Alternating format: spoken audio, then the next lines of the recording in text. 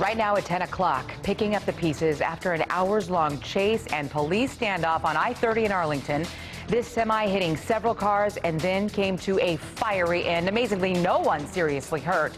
Tonight, the semi driver responsible for starting this is in custody. Just minutes ago, Fort Worth police sent his mugshot.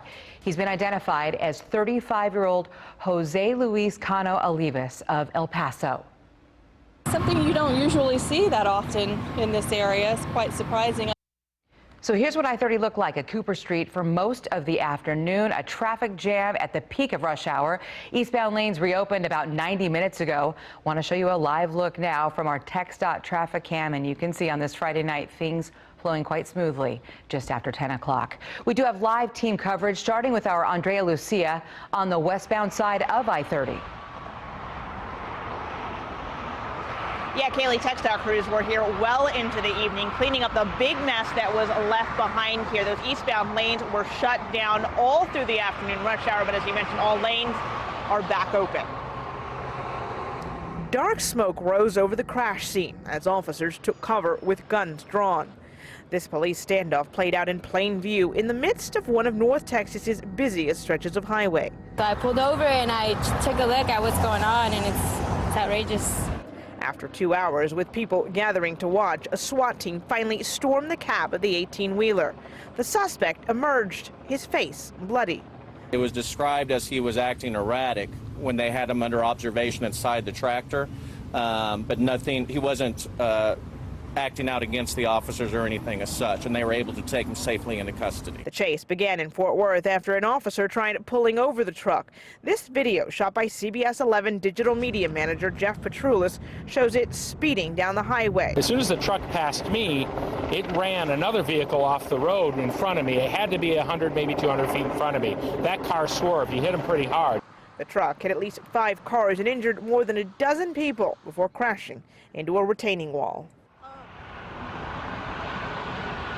Yeah, and all the injuries being reported by other drivers on the road, thankfully, have been minor ones. Reporting live here in Arlington, Andrea Lucia, CBS 11 News. All right, Andrea, thank you for that. We turn now to the eastbound side of I-30, where several people showed up to the scene to see that standoff in person. Our Ken Molesina live there tonight. At one point, Ken, we heard officers telling those people to get down and away. It was a stern warning from the police officers to these people, Kaylee, but it did little good for many of them. You know, they tell me that their curiosity sparked when they heard of a semi-truck running away from the police officers at 100 miles an hour. And of course, there was that fiery crash to the conclusion of all of this. Now, thankfully, no one was hurt, but these onlookers say they had to be here in person so that they could see it to believe it. Let's be honest, if you drive on North Texas roads, you know looky-loos are everywhere, especially when wrecks happen. So you could only imagine the kind of cell phone camera-wielding spectators this chase and crash brought out. Something you don't usually see that often in this area. It's quite surprising. Susan Erickson came out to see the spot where it all ended near Cooper Street. She says the way this played out was like a scene from a movie. We're into action adventure movies like that, but unfortunately this is real life. Throughout the chase, the semi-driver slammed into several cars along I-30 during his wayward attempt to escape police. He left wrecked cars in his path, but eventually it all came to an end with a fiery wreck and a SWAT standoff that ultimately led to his surrender. Well, no, you can't look away, and again, you know, by the grace of God, I mean, you know, no one lost their life. Craig Coleman drives semis for a living and says he can't believe anyone would reach triple-digit speeds in a semi in an attempt to run from police. Most case scenario, driving even 70 miles an hour is going to take you the full length of a football field, and with him driving 100 miles an hour, obviously you see the damage that it caused.